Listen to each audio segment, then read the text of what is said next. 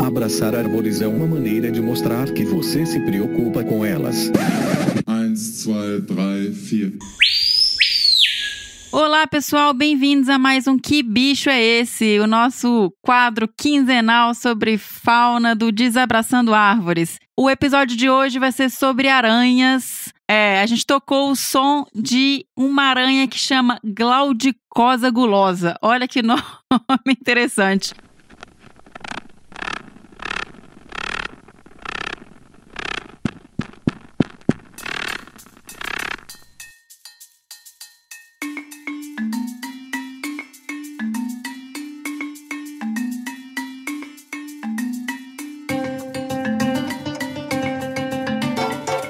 Esse som foi uma indicação de uma ouvinte nossa. Muito obrigada, Michele Santos.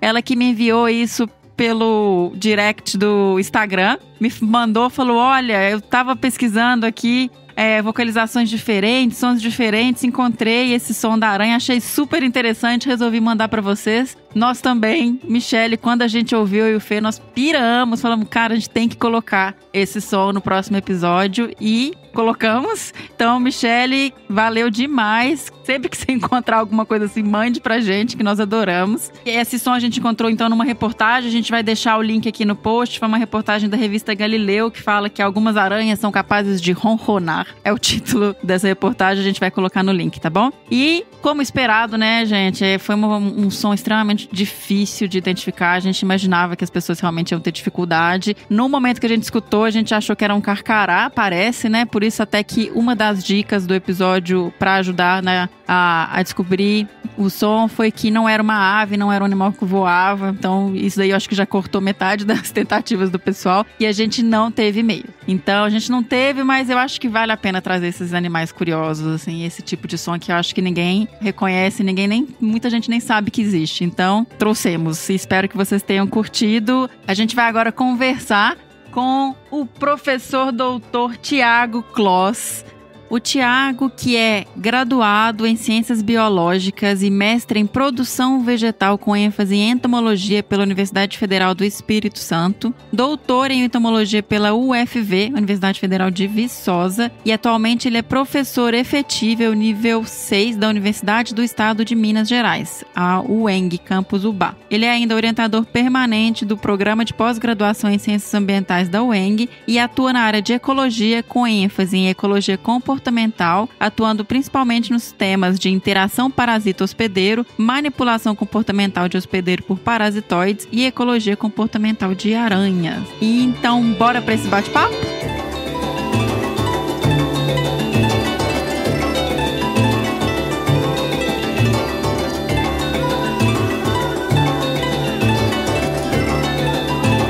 Olá, Tiago, muito bem-vindo ao Que Bicho é Esse, ao Desabraçando Árvores. É um prazer enorme pra gente receber você aqui para falar um pouquinho mais sobre as aranhas. Obrigada aí por disponibilizar o seu tempo para bater esse papo com a gente e seja muito bem-vindo. Obrigado, Miriam. É um prazer estar aqui participando com vocês também para falar um pouco desse mundo das aranhas. Esses bichos que sofrem bastante preconceito das pessoas, são inimigos, mas a gente vai ver que não é bem assim.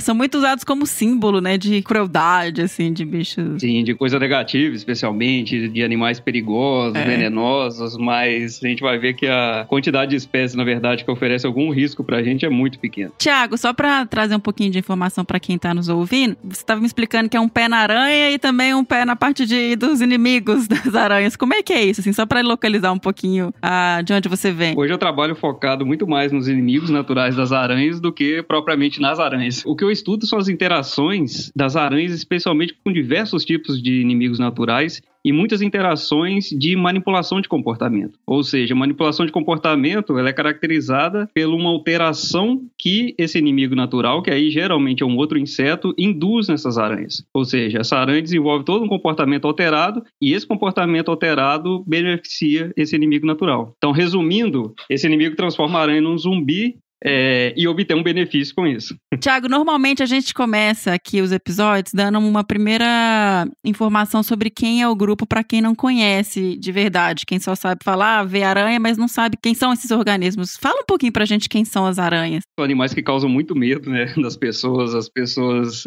têm fobias das mais diversas com aranhas. Tem muito mito relacionado com essas espécies. Mas as aranhas são parentes ali dos carrapatos, dos escorpiões. A diversidade do grupo é muito grande. Nós temos mais de 48 mil espécies no mundo, mais de 120 famílias. No Brasil, é um dos países com a maior diversidade do mundo, então a gente tem aqui a capacidade de coletar, por exemplo, em uma única amostra de 1 hora, por exemplo, na Mata Atlântica, a diversidade de países inteiros da Europa, de determinados grupos. Então, já aconteceu várias vezes, assim, da gente comparar, especialmente em algumas famílias onde a diversidade é maior. Então, realmente é um grupo muito diverso na região neotropical, especialmente no Brasil.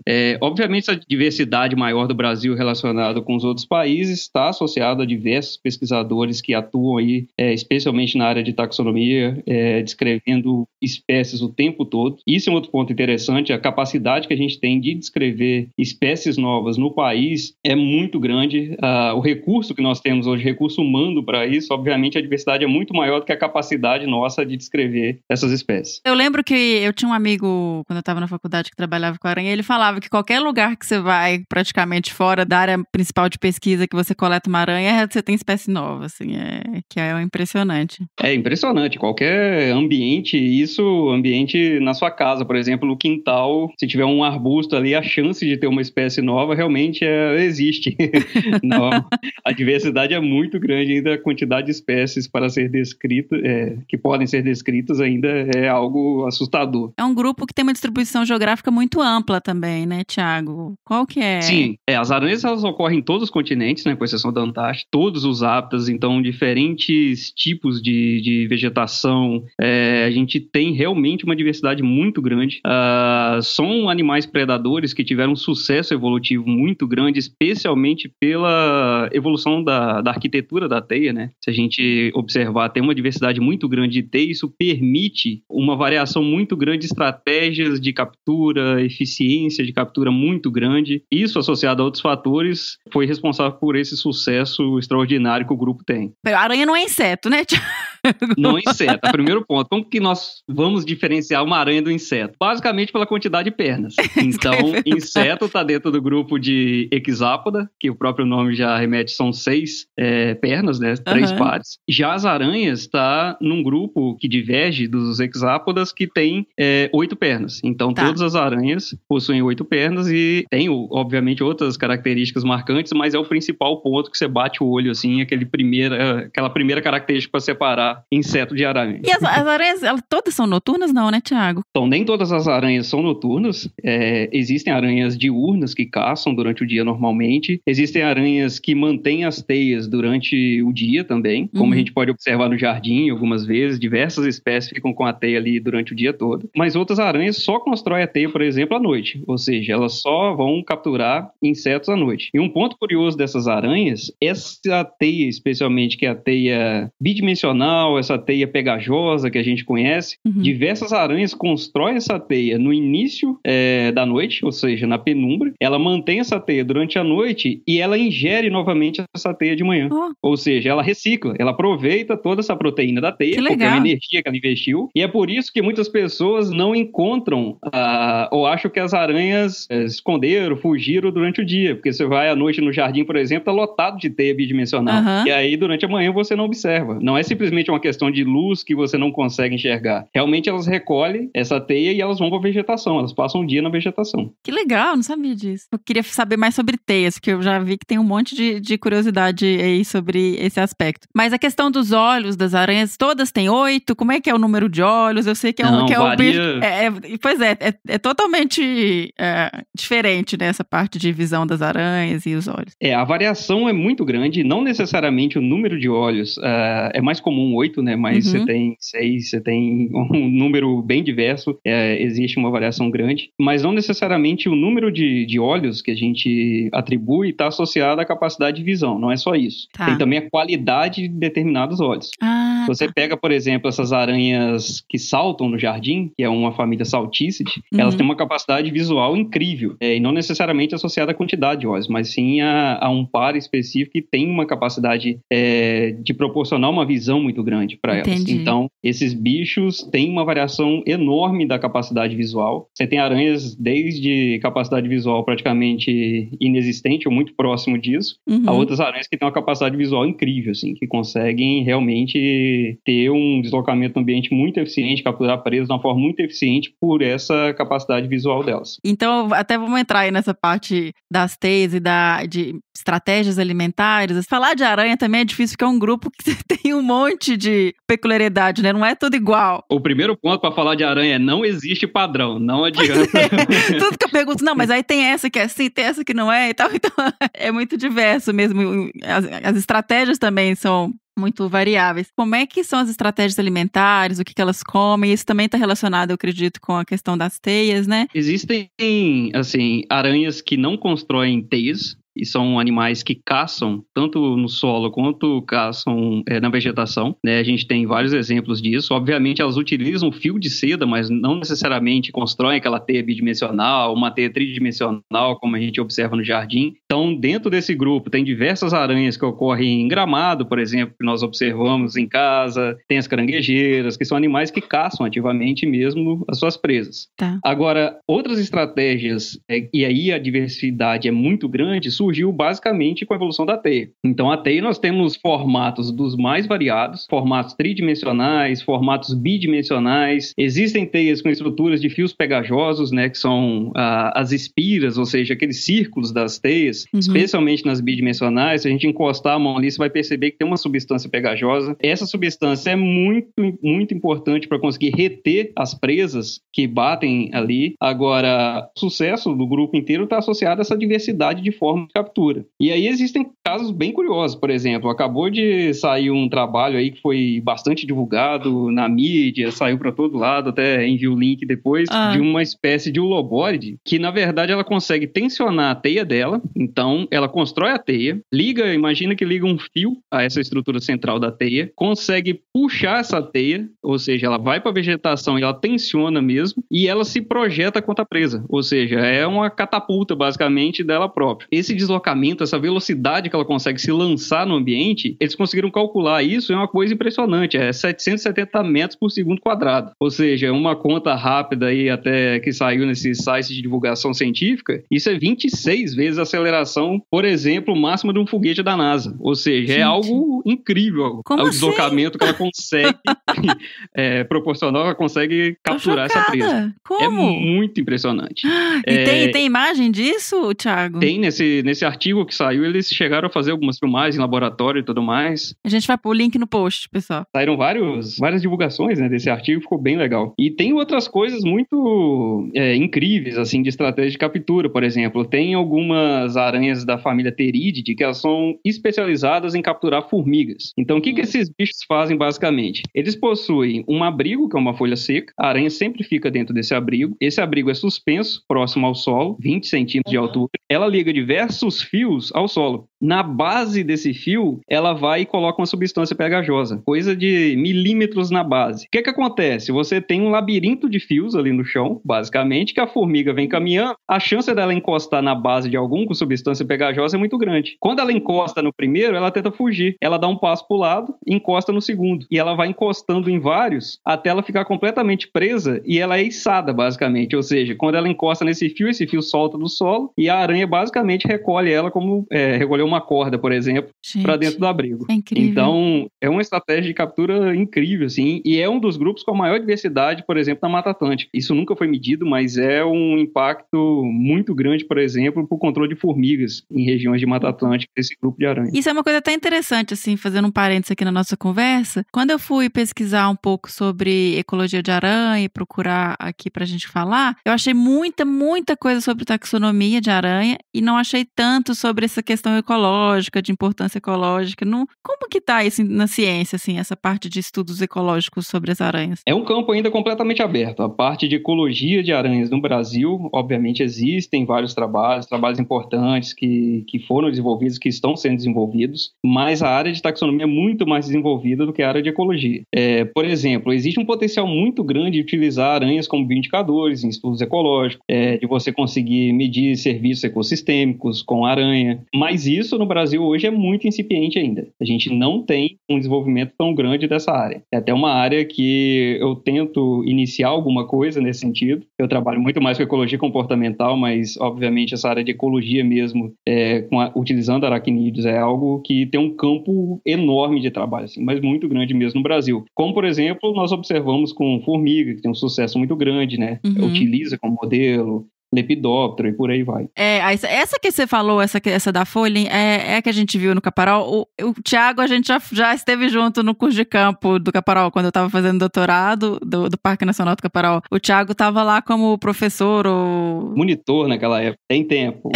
E eu lembro de você mostrando essa coisa da aranha, era essa? Era uma das espécies. Essa da folha é uma espécie, chama o gênero principal é Cryptacea. Ela ocorre muito em barranco, próximo ao solo ali nessa região. Mas outra espécie que tem uma importância, uma estratégia de captura, na verdade, muito interessante, são aranhas do gênero Ciclosa, que é uma espécie, com certeza, que você viu por lá também, que a gente estava trabalhando. Esse bicho, basicamente, ele constrói uma teia bidimensional. A gente estava falando de teias durante o dia, né, e durante a noite. Esse bicho, ele mantém a teia durante o dia também, ou seja, fica o período todo, ele não recolhe. O fato mais interessante desse grupo é que no centro dessa teia, ela vai acumulando todos os detritos que caem na teia e todos os detritos de presas que ela ingeriu. Então ela vai acumulando sobre um raio central todo esse detrito.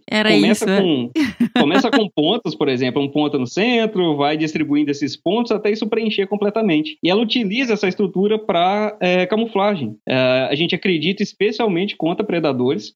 Tem uma diversidade de inimigos naturais grandes, né? Mas contra o ataque direto desses predadores, porque a coloração dela é exatamente igual à coloração dessa estrutura que a gente chama de estabelimento. Posso até mandar uma imagem depois que fica bem claro. Manda sim, que legal. É praticamente impossível você olhar para a imagem, para a fotografia e identificar onde que está a aranha. Então isso é um sucesso muito grande para esse grupo evitar a predação. Obviamente já existem outros inimigos naturais que conseguiram quebrar essa barreira. Por exemplo, tem o principal inimigo dela na região de montanha da Mata Atlântica. Como é praticamente impossível ele acertar onde que ela está, ele simplesmente chega e bate na teia, esperando que ela realize o comportamento de saltar da teia. O que ele faz na sequência? Ela salta, ele vai e ocupa o lugar dela. Ela tem uma visão muito ruim, ou seja, em algum momento ela vai voltar para a posição dela. Ele fica ocupando essa posição, quando ela volta ele ataca. Gente, é muito legal. legal. Estratégia incrível que ele desenvolveu para conseguir identificar onde que essa aranha está e conseguir parasitar. Que legal, gente. Como é que é feita a teia da aranha, assim? Como é que funciona esse processo? É tão fantástico e tem variações. Eu lembro... Aí você me corrige se eu estiver falando uma bobagem aqui, se for boato. Aqui em casa, por exemplo, tem muito daquela aranha triconéfila, que tem a teia meio amareladinha e o pessoal fala que ela é super resistente, né? Essa teia. Sim. Como que é isso, gente? A néfila, agora a triconéfila, né, clavips, ela constrói essa teia e ela mantém essa teia também por um período mais longo. Se a gente conseguir perceber um pouco melhor a estrutura, você vai perceber duas partes assim distintas. O centro dessa teia é formado por uma plataforma bidimensional, que é essa parte que a gente chama de orbicular. Então vai ter ali os raios. Imagine uma bicicleta, por exemplo, a roda de uma bicicleta. Você vai ter os raios, que são as estruturas de sustentação, na verdade, da teia, ou seja, estruturas reforçadas que não tem fio pegajoso. E no centro tem aquelas voltas. As voltas são as espiras. Então basicamente onde tem a substância pegajosa que a presa vai ficar retida. Só que a triconéfila tem um adicional ainda, como diversas outras aranhas. Ela constrói uma estrutura de barreira ao redor disso. Provavelmente isso evita ataque de predadores visualmente orientados. Ou seja, ele não consegue atingir diretamente essa aranha ali no centro. O início do processo de construção, e aí eu tô falando de teias orbiculares, vamos falar dessas teias bidimensionais que o pessoal conhece mais. Obviamente varia de novo pela diversidade de teias. Mas basicamente ele começa com a aranha soltando um fio Esse fio, ele vai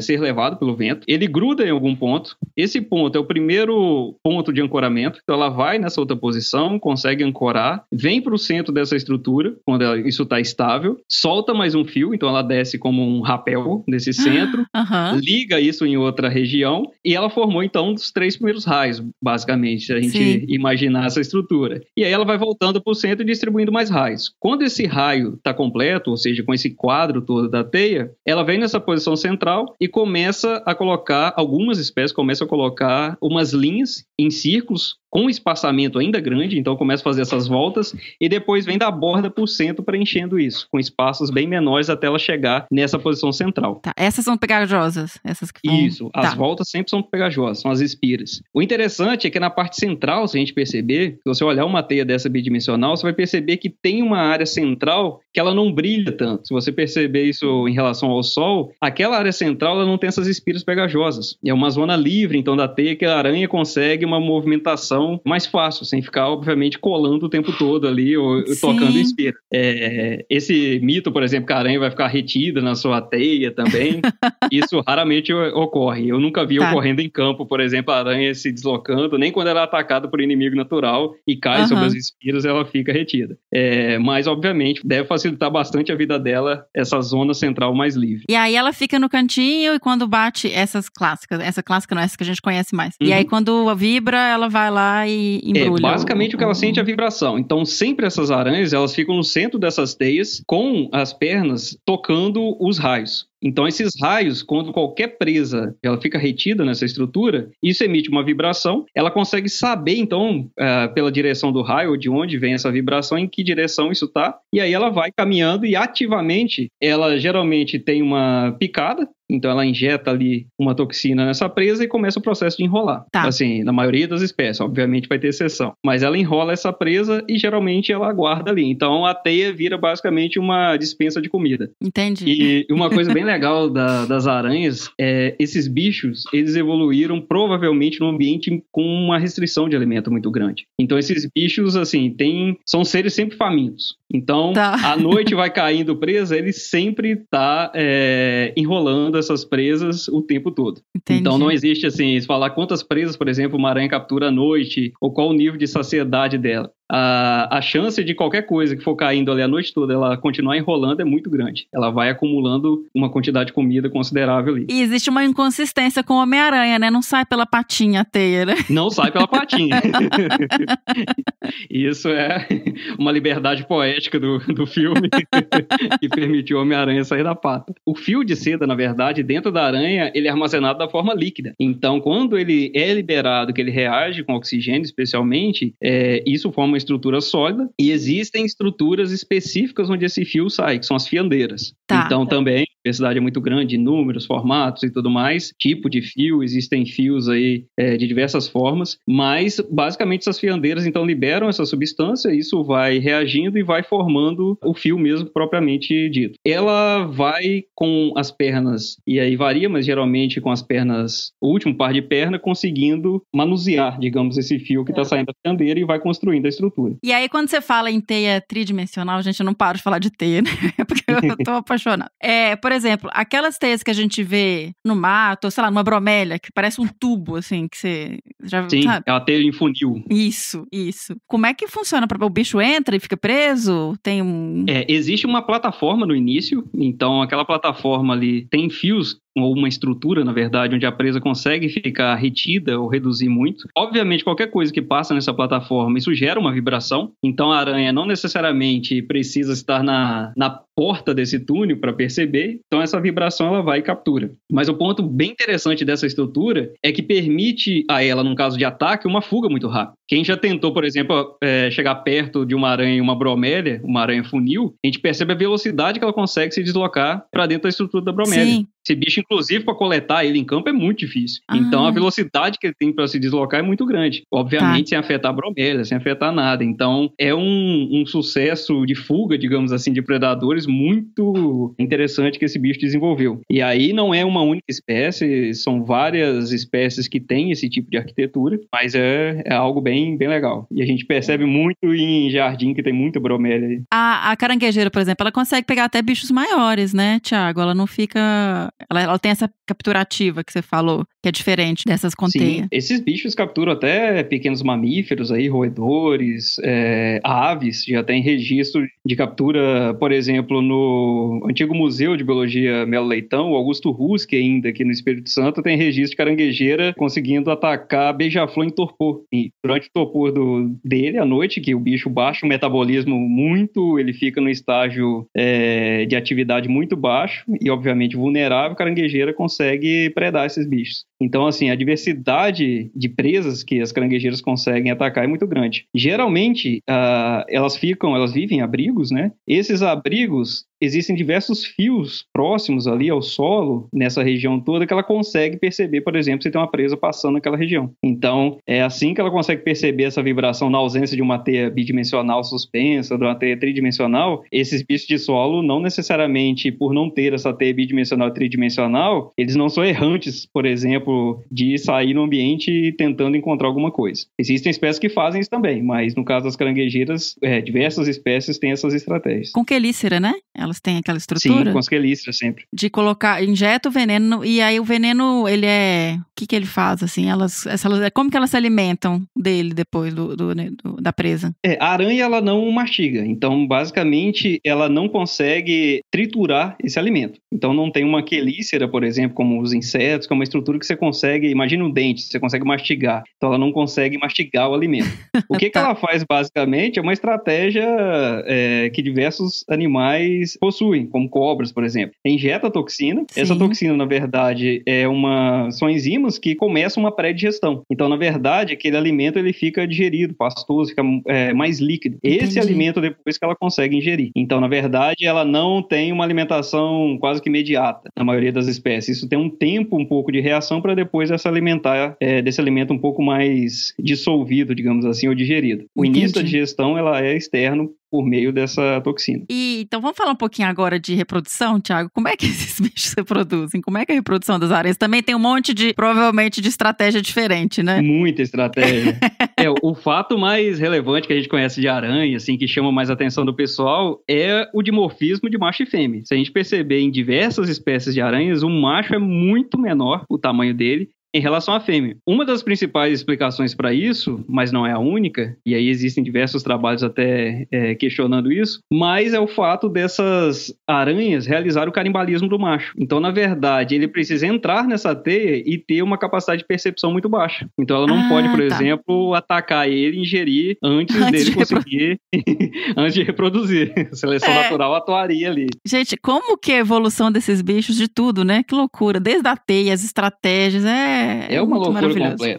Então ele entra nessa teia, tem a transferência ali do espermatófago, uma estrutura, então com os gametas masculinos que ele vai transferir para essa fêmea. E em diversas espécies existe sim predação desse macho depois. Tá.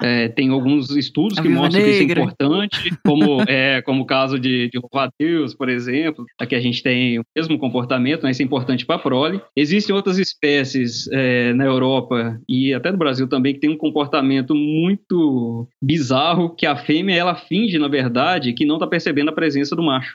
Existem algumas espécies que o macho chega para copular, é uma espécie que tem um nível de agressividade muito grande. O macho, além de estar com todo esse medo do mundo, ele imobiliza a fêmea colocando fios de seda. Basicamente, ele constrói um casulo de seda ao redor dela. Ele prende ela completamente para copular. Nossa. Só que ela tem total capacidade de sair desse casulo. Então ela fica paralisada, imóvel basicamente, e ele fazendo toda essa estrutura. Na hora que ele copula, que ele, digamos, está saindo dessa estrutura, simplesmente ela sai, os seja, ela destrói completamente tudo que ele construiu e consegue predar ele imediatamente. Pegadinha, né? Tava aqui só fingindo que tava. Obviamente esse comportamento aí tá associado também ao comportamento de corte, de qualidade do macho e tudo mais. Essa área de seleção sexual está sendo desenvolvida no Brasil agora, especialmente no FMG, pelo professor Paulo Henrique. A triconéfila aí é um modelo de estudo que está trabalhando bastante agora, como a gente comentou, mas tem um campo muito grande. Em relação às estratégias de cuidado parental, a gente tem uma diversidade muito grande. Você tem espécies de aranhas, por exemplo, que não cuidam, né? Começa simplesmente depositando a oteca no ambiente. A oteca,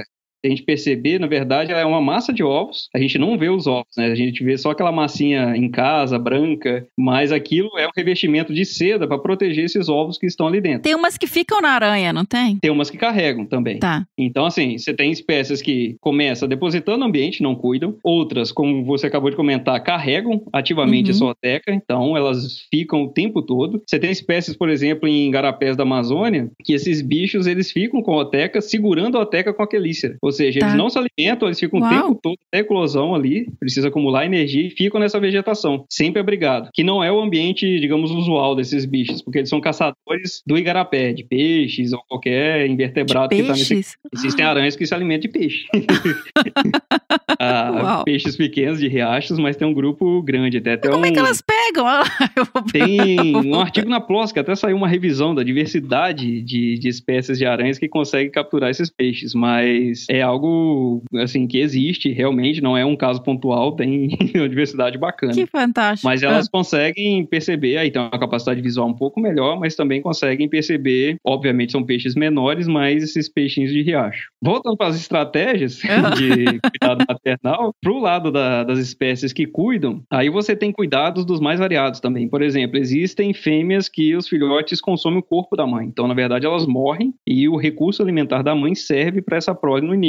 Outras é o cuidado maternal clássico. Simplesmente eles nascem na teia, a fêmea, a mãe fica capturando alimento, protegendo eles de inimigos naturais. E nesse caso realmente faz diferença. Assim, diversos estudos conseguem demonstrar que quando existe a remoção da mãe, o prejuízo para a prole é muito grande. Tanto na fase de ovos, como você tem diversos parasitoides que atacam esses ovos, predadores também, como na parte dos filhotes, que aí tem outras espécies predadoras, até de aranhas mesmo, que atacam esses ninhos aí.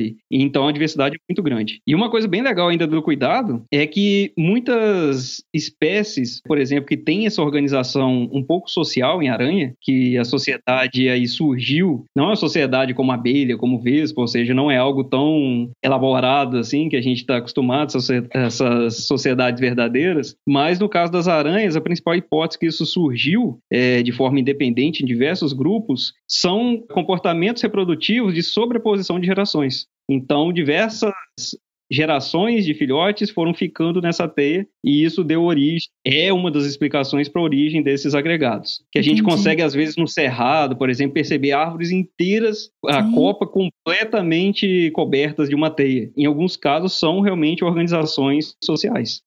Quando você fala em sociedade, eu entendi que você falou a questão da árvore, de ter uma teia com vários indivíduos, né? Assim, realmente como se vivesse em sociedade. Aquelas teias que a gente vê, por exemplo, você tá andando numa estrada em área rural e que você tem uma plataforma de teia, várias teias bidimensionais, assim, formando uma copa, quase um corredor na estrada. Isso é uma fase de reprodução ou é uma questão de sociedade também? Isso a gente ainda não chama de sociedade. Tá. Assim, obviamente existem diversas espécies, mas vamos pegar o caso da triconéfila, que a gente já deu muito exemplo aqui, que é essa aranha do fio dourado. Existem agregados dessa espécie, mas não necessariamente é um agregado para reprodução. A principal hipótese é que isso está associado à proteção. Então, na verdade, você tem uma proteção ou eficiência de captura, mas assim, não existem muitos trabalhos para avaliar isso. Existe uma tese que avaliou até a importância disso para evitar, por exemplo, ataque de parasitoides, dependendo do tamanho do agregado, mas não tem muita relação. Não tem muita relação do tamanho do agregado para evitar o ataque desses inimigos naturais. Tá.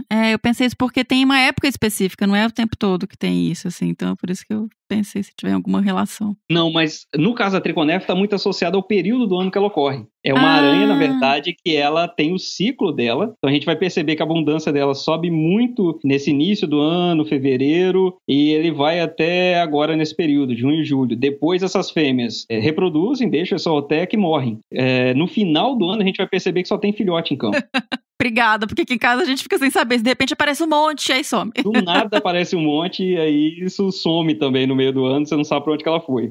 Nesse caso, é muito sazonal, ou seja, é muito marcado o período da população desse bicho. Então a gente percebe muito isso de uma forma bem nítida. E assim, a abundância quando tem, como você pode perceber em casa, aí é muito grande. Esses bichos surgem do nada e dominam o quintal inteiro e depois desaparecem. Tiago, a gente colocou no episódio uma aranha que fazia um barulho que na reportagem que a gente pegou, baseado num artigo, eles falam que ela ronrona, ela fazia um barulho para reprodução. E aí também tinha aquelas batidinhas, assim, das patinhas, né? Isso é uma característica também para reprodução de alguns grupos, né? Sim, isso é uma característica importante para a reprodução de alguns grupos, para a comunicação geral. Então, existem realmente, como essas aranhas soltadoras, né? Que elas têm um padrão de comunicação pelo fato de encostar na vegetação, no solo, na verdade, ou onde ela está, geralmente em cima de uma folha. E isso consegue ter um processo de reconhecimento, geralmente associado ao processo de reprodução. Existem outras espécies que têm estruturas específicas que também emitem som, então tem uma certa estridulação ali,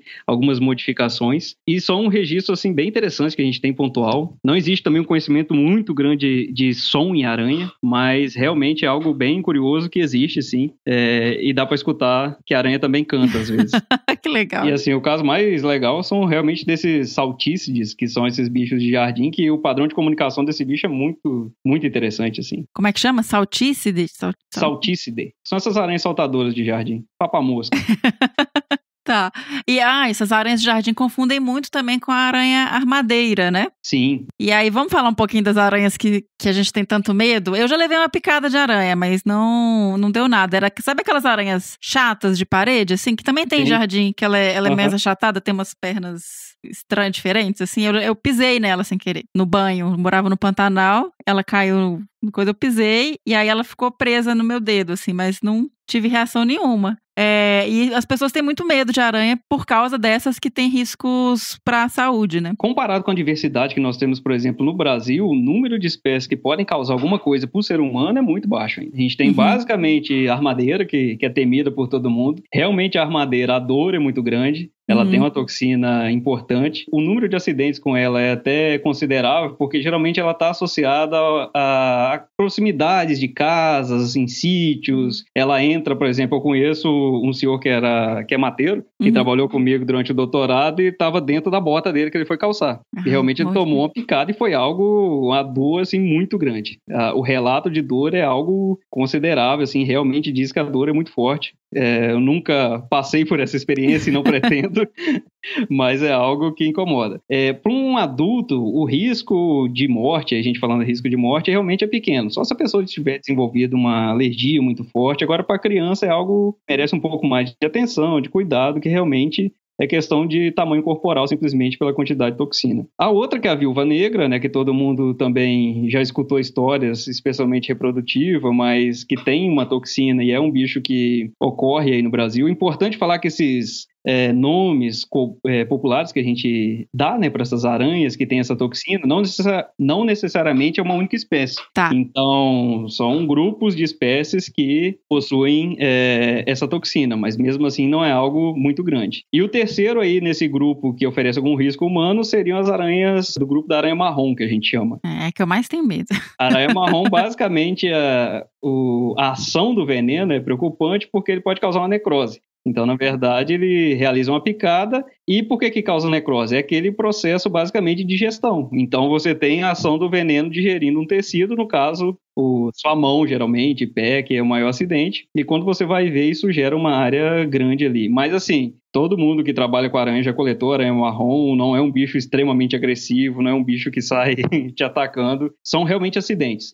A aranha não é um bicho que ela vai te atacar em condições, assim, com estresse baixo. Realmente, se você estressar, por exemplo, acidentes ocorrem calçando bota, que obviamente você tem um pé ali batendo nela. Sim. São situações bem extremas, assim, para esse bicho. De defesa, né? Exatamente. Até porque é custoso, né? A gente tá pensando aí num veneno que é produzido para ela obter alimento. Então, não vai ficar o tempo todo desperdiçando essa energia toda investida aí para produzir. A armadeira, ela tem aquele comportamento de levantar as patas, ela é um pouquinho mais agressiva, assim, se você chegar perto, né? Não é... Sim. Das 3 é o comportamento, na verdade, que ela está sinalizando que ela oferece um perigo, é o primeiro sinal. Então, isso serve basicamente para afugentar e para sinalizar para presas, né, que ela oferece um risco. E na maioria das vezes funciona, por exemplo. Se a gente tiver na dúvida com a armadeira, levantou ali as pernas dianteiras, você já fica um pouco mais esperto.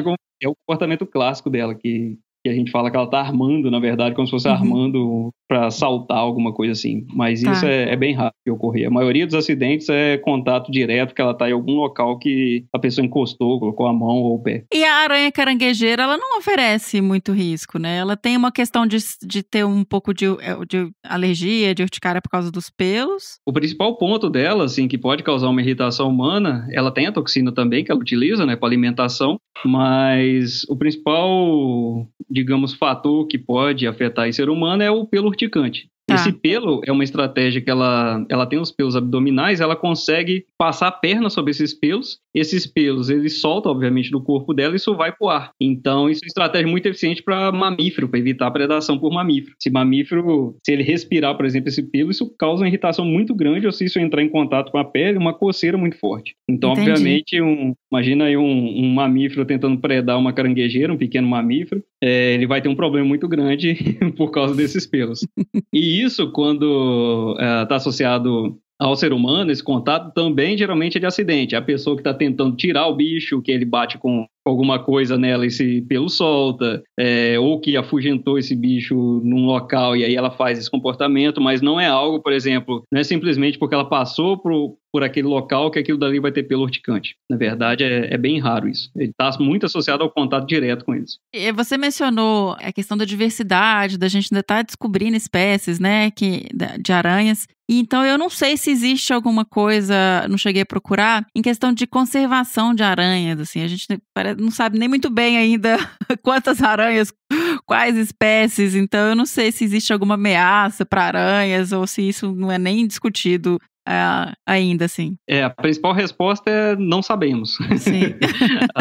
Por exemplo, no Espírito Santo, que no estado do Espírito Santo, foi elaborado recentemente a lista de espécies ameaçadas, né? Então, eles estavam com uma dificuldade muito grande, um grupo de aracnídeos, e é decorrente dessa falta de amostragem, a diversidade muito grande, ainda desconhecida. Então, por exemplo, nós estamos na fase de coletar em qualquer ambiente praticamente espécie nova. Informações que vão levar a gente a considerar uma espécie como ameaçada ou não, com um grau de conservação que merece uma atenção muito grande, isso está muito associado ao desenvolvimento de trabalhos de história natural. Então, a gente precisa saber certamente a distribuição de uma espécie, onde que ela está, e isso está, obviamente, tudo ligado, né? E nós não temos essas informações nesse nível. No estado do Espírito Santo tem uma espécie que está considerada ali, que merece um pouco mais de atenção, que está associado a determinados locais, que são essas florestas de tabuleiro no norte do Espírito Santo, e ela não é encontrada em outros locais, então ela merece atenção por causa disso, mas assim, falta muito estudo básico ainda, muita coleta, muita coleção para conseguir dar conta desses estudos de ecologia ou de grau de conservação. Ainda tem uma estrada longa, muito longa ainda pela frente pra gente chegar lá. Ó, a moçada que tá ouvindo, olha um campo legal aí pra estudar. O pessoal quer trabalhar com ecologia de aranha, é um campo aberto. Como é que trabalha com aranha? Conta pra gente, porque também é um bicho que tem quantidade, tem N amostral, você consegue ver. Então, assim, como que se estuda isso? Basicamente, depende do tipo de hábitat, né? Onde que esse bicho vai estar. A gente tem coleta, por exemplo, aranhas de solo que tem uma eficiência grande com pitfall. Então, basicamente, é colocar um pote enterrado no chão e elas caem. Outras aranhas maiores, aí, como caranguejeira e tudo mais, e até essas aranhas de teia, é coleta manual. Então, a gente realmente é buscando o bicho, revirando o tronco, pedra, para conseguir encontrar ele. No caso da teia, é fácil coletar, porque o bicho, geralmente, quando você toca na teia, ele tem um comportamento de saltar. Então, você consegue, com um pote, capturar ele de uma forma mais fácil. E, por fim, essas aranhas de vegetação, a gente tem desenvolvido coleta também com guarda-chuva, que é basicamente um pano que você coloca debaixo do arbusto e sacode esse arbusto. Então, esse bicho vai cair ali como tem para outros insetos, outros invertebrados. Então, a coleta, basicamente, funciona assim. Isso tudo vai para a coleção. A gente tem tem diversas coleções do Brasil aí, tem até coleções que estão começando agora, querendo desenvolver essa parte de aracnídeo em áreas com a diversidade um pouco maior. A gente tem, por exemplo, o Instituto Nacional da Mata Atlântica, agora em Santa Teresa, no Espírito Santo, que está iniciando uma coleção com aracnídeo. Então, a gente tem uma gama de métodos, assim, de ferramentas bem variado, que está, de novo, associado ao hábitat do bicho. Tá, sim. E agora, até puxando, porque eu fiquei curiosa com o seu trabalho, como que você acompanha o comportamento e como é que funciona essa questão de transformar aranhas em zumbis? Como é que é isso? A maioria desse trabalho é realizado em campo mesmo, mas o que acontece nesse caso dos zumbis é que existem alguns inimigos naturais. Esses inimigos naturais são vespas, parente aí de marimbondo. Esses bichos são parasitoides. Existe um grupo dentro desses parasitoides que são exclusivamente parasitoides de aranhas. Tá, pra quem não sabe o que é parasitoide, Thiago? Parasitoide são insetos, todos eles. Esses insetos, eles depositam geralmente um ovo sobre um outro organismo, e aí nesse caso é a aranha. Existem parasitoides que depositam o ovo dentro do corpo desse organismo ou depositam como externamente, como se fosse um carrapato, por exemplo. Esse ovo dá origem a uma larva, então a larva fica do lado de fora do hospedeiro ou internamente. Ele se desenvolve, ou seja, essa larva vai crescer até o ponto de matar esse hospedeiro. Então, no caso dos parasitóides, ele sempre vai terminar matando esse hospedeiro, e aí esse organismo, então, esse parasitóide, forma o casulo dele dentro do hospedeiro ou do lado de fora, eclode e vai viver sua vida novamente adulto em busca de outro organismo para parasitar. É uma saga. No caso dos parasitóides de aranha, então, basicamente, essas vespas, elas atacam as aranhas na teia, então elas geralmente fazem um voo de reconhecimento. Tem até um vídeo muito legal de divulgação do INCT de parasitoides, depois vou enviar para você. Esses bichos, eles fazem um voo de reconhecimento dessa teia, na maioria das espécies, atacam diretamente essa aranha no centro da teia, injeta o ferrão dele, ou seja, que é aquela parte posterior, junto ali com o ovipositor também dessas vespas, ou dentro da boca da aranha, ou tem ferroada, digamos assim, na coxa da aranha, ou seja, nessa ligação das pernas com o corpo dela. É meio trash. Bastante. Isso gera uma paralisia imediata, a gente ainda não sabe o que é. Estou até estudando essa toxina, a gente tem desenvolvido parceria com a UFV em Viçosa para tentar descrever qual é essa composição dessa toxina, mas basicamente isso paralisa a aranha imediatamente. Na sequência, o parasitóide ele deposita um ovo nessa aranha, e aí voa da teia, ele simplesmente sai. Alguns parasitóides até ficam por perto, a gente não sabe por que ainda, mas ele fica algumas horas ali do lado. Garantindo que funcionou. A gente imagina que é por isso, mas nunca observamos ele verificar isso de novo. Mas enfim, essa aranha geralmente acorda depois de uns 20 minutos, então essa toxina dura bastante, ela fica ali na teia meio ainda não totalmente paralisada, mas nitidamente com alguma letargia. E aí esse ovo eclode, isso durante 20 e tantos dias, depende da espécie do parasitóide. Essa larva ela vai se alimentar do sangue da aranha, que é a hemolinfa. Ou seja, ela faz perfuração no corpo dessa aranha, no abdômen, sai um líquido e ela ingere esse líquido. Ela fica 20 e tantos dias. Nos 2 últimos dias de vida dessa aranha, essa aranha ela começa a construir uma teia que é completamente diferente das outras 3.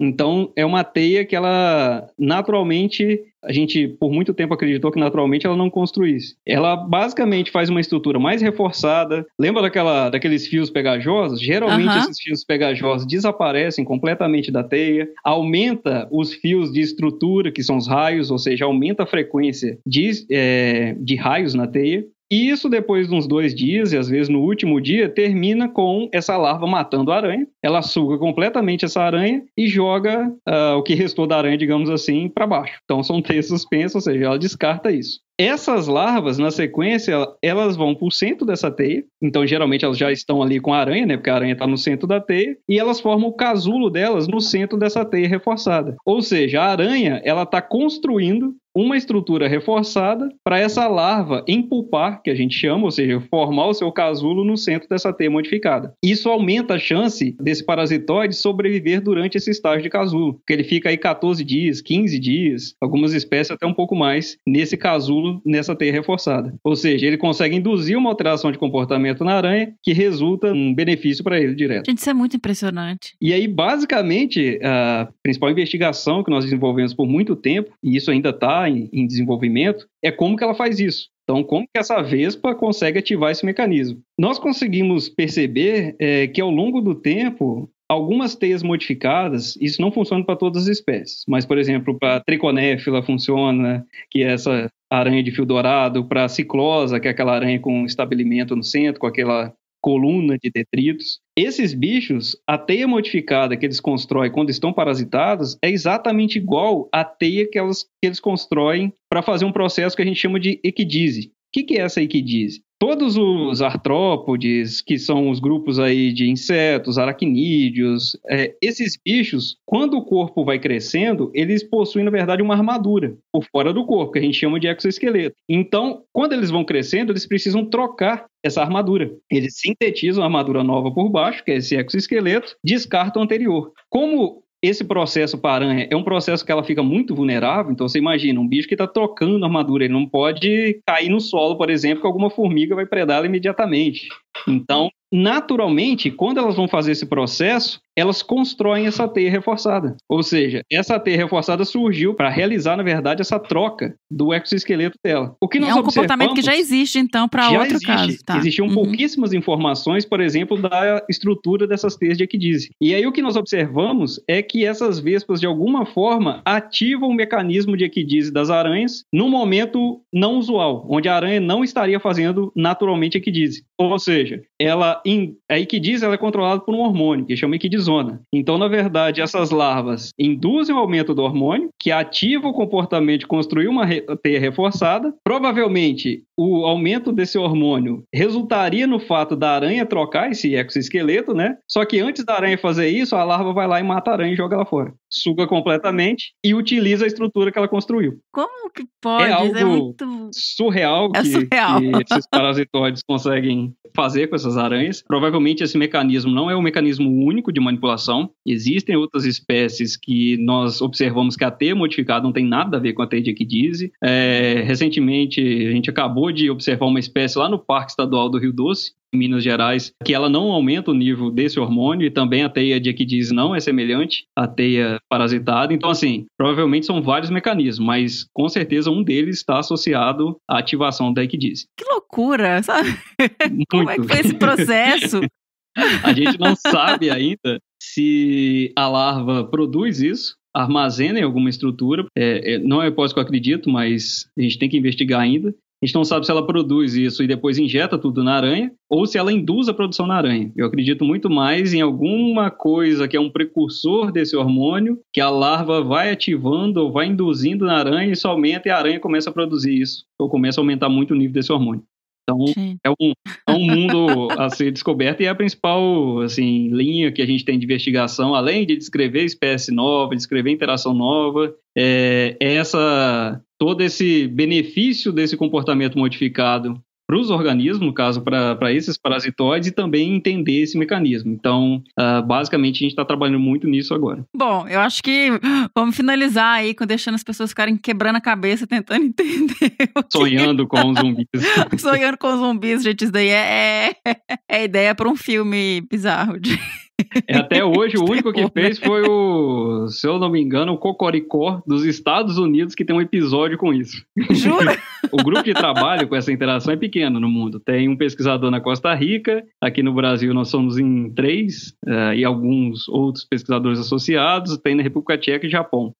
E assim, ninguém que trabalha com interação foi consultado. Alguém leu o artigo realmente e fizeram um episódio infantil bem legal sobre essa interação. Que legal. Ai, gente, é muito legal. É muita coisa, assim, pra saber ainda sobre esses bichos, né? É um campo gigante.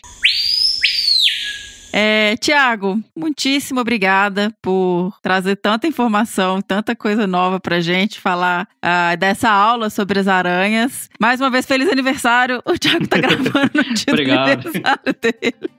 Obrigadão por ceder seu tempo para falar com a gente. E, assim, tô saindo daqui e vou querer pesquisar mais sobre aranha agora, ficar fuçando para tentar entender um pouquinho mais. Sempre confesso, sempre tenho um pouco de aflição, sabe? Um pouco de medo de aranha. O Fê é apaixonado com os bichos, mas eu sempre tive um pouco de receio. Mas aí, quando você vai escutando sobre os animais, você vai ficando, pô, eles são muito legais.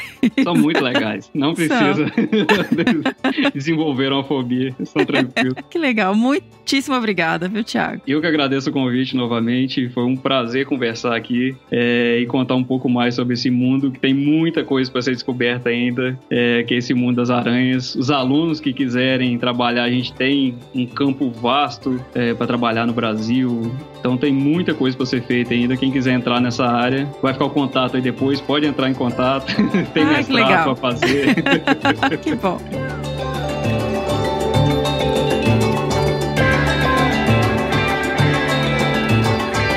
Então esse foi o nosso episódio sobre aranhas, com participação do pesquisador Dr. Thiago Kloss. Uma super aula, foi bom demais esse bate-papo com ele. Espero que vocês tenham gostado tanto quanto eu. Lembrando, pessoal, nos sigam nas redes sociais, no Facebook em Desabraçando Árvores Podcast, no Instagram em @desabrace e no Twitter também em @desabrace. Além disso, a gente tem um canal no Telegram, vai ter link no post. E, pessoal, também lembrando que é bem interessante pra gente contabilizar melhor os nossos ouvintes e downloads, que vocês escutem nosso podcast pelo Castbox ou pelo Podcast Addict. Então, se quem quiser, pode ouvir qualquer um, a gente vai ficar feliz do mesmo jeito, mas um pouquinho mais feliz se for um desses 2 agregadores de podcast. E quem puder e tiver interesse de nos apoiar para que a gente continue trazendo episódios semanais para vocês com qualidade, com entrevistados legais, com temas super relevantes e interessantes, nos apoie em Padrim, www.padrim.com.br/desabrace. Vocês podem doar a partir de R$1, ou pelo Catarse, www.catarse.me/desabrace. E para alguma doação pontual, a gente também está dentro da plataforma do PicPay em @desabrace. Lembrando ainda que a gente tem um grupo exclusivo para os apoiadores no WhatsApp, onde são divulgadas novidades. Os apoiadores também têm acesso aos episódios assim que eles ficam prontos. Então, quem topar e virar apoiador vai ter acesso a esse grupo exclusivo. E quem ouviu o último episódio sabe qual foi o animal que a gente colocou, o som. Escreva para www.bicho.com.br. Mande e-mail pra gente, pessoal. Vamos correr atrás de descobrir quem são os animais aí que a gente tá trazendo pros episódios, tá bom? Muitíssimo obrigado. Fica em casa, todo mundo. Vamos seguir aí esse processo. A gente tá numa fase super complicada da pandemia de Covid-19. Então vamos tomar cuidado e ficar em casa, quem puder, claro. E até o próximo Que Bicho é Esse? Beijo!